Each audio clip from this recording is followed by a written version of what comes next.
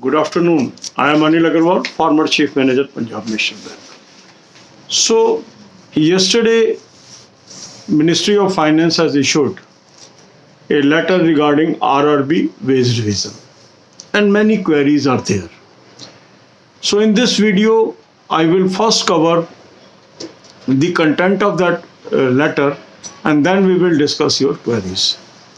First is, as per this letter, the pay and DA, pay means basic pay, will be same as nationalized bank with effect from 1/11/2017. So the query of some of the candidates, whether from 1st April this will be available or next year, it is available from 1st November 2017.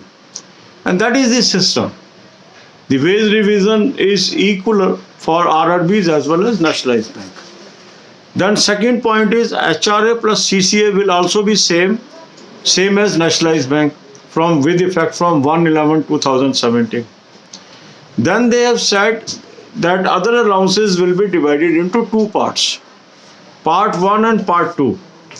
Part 1 will be same as nationalized bank and part 2 allowances will be decided by sponsor bank. So details will be known how sponsor bank will decide the allowances. Then comes the arrears. In this, they have also made it clear that first installment of arrear, it will be paid in 2 installments with a gap of 6 months. And the first installment will be payable in the last quarter of current financial year, that is 2021-22. That means these people will get first arrear between January and March 2022. And second will be after gap of 6 months. That means second can be from the after a gap of 1 quarter or 2 quarters. So that will depend how banks will decide. So now RRB salaries will be similar to nationalized bank. There may be slight difference in gross salary because in urban areas people get certain allowances higher than rural areas. So since RRB main branches are located in rural areas, that's why sometimes the gross salary appears to be lower, but does not mean their pay structure is inferior to nationalized bank.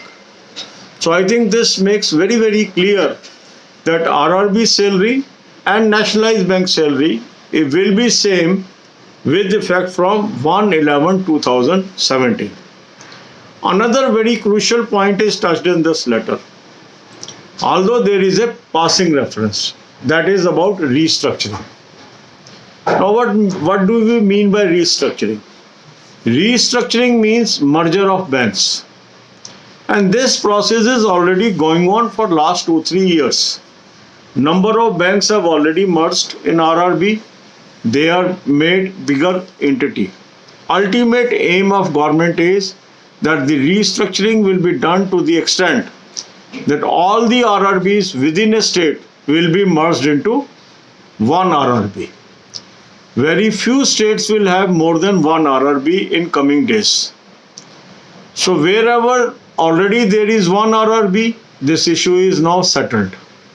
But where there are more than one RRB still in existence, they may be merged in due course, maybe this year or next year. Ultimate objective of RRB is that these will become state level banks. So this may give advantage also to some employees. Those are now in a RRB, those are in different districts and their native district. If it is merged, they can get posting in their native district also in coming years. So to that extent it is a good news. अब यही बातें हम हिंदी में करेंगे. RRB के veg revision को लेके ministry ने एक सर्कुलर इशू किया.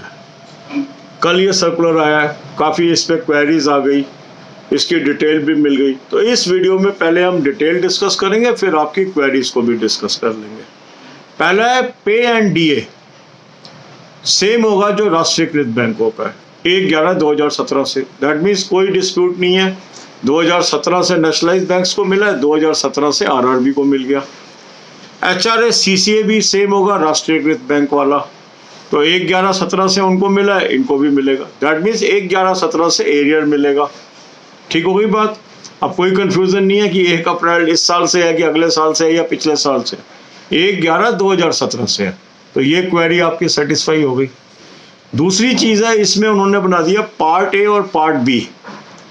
पार्ट ए के अदर अलाउंसेस के लिए कहा है कि उनको वही मिलेंगे जो नेशनलाइज बैंक के हैं, कोई कंफ्यूजन नहीं है।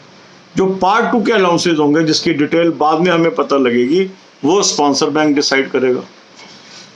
तो पार्ट ए पार्ट 2 में उन्होंने अलाउंसेस को बांट दिया। दैट मीन्स बेसिक पे डीए, एचआरए, सीसीए को छोड़कर जो बाकी अलाउंसेस हैं वो 2 हिस्सों में कवर होंगे। ये भी बात क्लियर हो गई।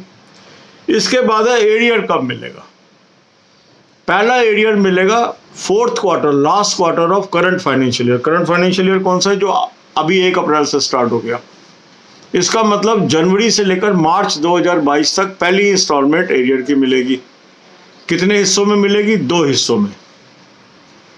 दैट मीन्स आधा एरियर मिल जाएगा आपको जनवरी से मार्च के बीच, और दूसरा एरियर मिलेगा कम से कम 6 महीने के गैप से। That means next financial year. तो ये इसलिए कर दिया गया है ताकि थोड़ा सा राहत मिल जाएगी इन बैंकों को पेमेंट करने में। प्रोविज़न ऑलरेडी करना पड़ता है, तो इसलिए कोई एकदम प्रॉफिटेबिलिटी पे असर नहीं आता, पर थोड़ा पेमेंट के समय फाइन ट्यूनिंग होती है। तो इसलिए ये उन्होंने एक कुशन दे दिया इन बैंकों को कि बहुत ज़्यादा असर प्रॉफिटेबिलिटी पे ना पड़े। पर जाते जाते उसके अंदर एक पॉइंट दे दिया, रीस्ट्रक्चरिंग। इसको लेके कुछ लोग चिंतित हैं। इसमें चिंतित होने वाली बात नहीं है। रीस्ट्रक्चरिंग तो 2-3 साल से ऑलरेडी चल रही है। क्या चल रही है कि गवर्नमेंट की थिंकिंग ये है कि स्टेट लेवल पर एक ही आरआरबी रहे।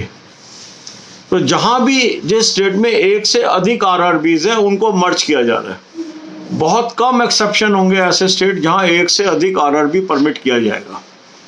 काफ़ी स्टेट में ऑलरेडी एक हो चुका है, जैसे हरियाणा में अब एक है, पंजाब में एक है, ऐसे कई स्टेट होंगे जहां एक हो चुका है। जहां एक से अधिक है वो धीरे धीरे मर्ज हो जाएंगे। तो इसमें कोई बहुत ज़्यादा कोई परेशान होने वाली बात नहीं है एम्प्लॉइज़ के लिए। अगर वो स्टेट लेवल बैंक बनेगा तो इसमें कईयों को फ़ायदा ही होगा। कुछ लोग अभी दूसरे डिस्ट्रिक्ट्स में हैं और होम डिस्ट्रिक्ट डिफरेंट है, नहीं आ पा रहे। मर्जर होने के बाद वो एक ही बैंक जब बन जाएगा तो अपने डिस्ट्रिक्ट में भी वो आने की संभावना बढ़ जाएगी। हाँ, उसमें दूर ट्रांसफ़र हो जाएगी, ये भी संभावना बढ़ जाएगी।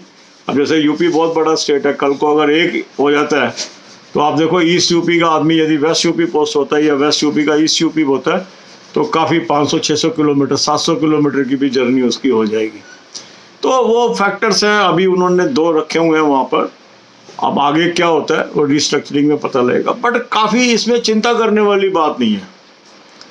आरआरबी में कई बार लगता है ग्रॉस सैलरी कम है नेशनलाइज बैंक से। वो इसलिए भी लगता है क्योंकि इनमें मेनली रूरल ब्रांचेज होती हैं।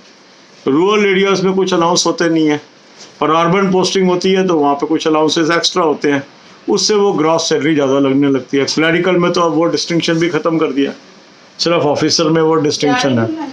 तो इसलिए आप अपना इसको देख के इसको करें। God bless you all.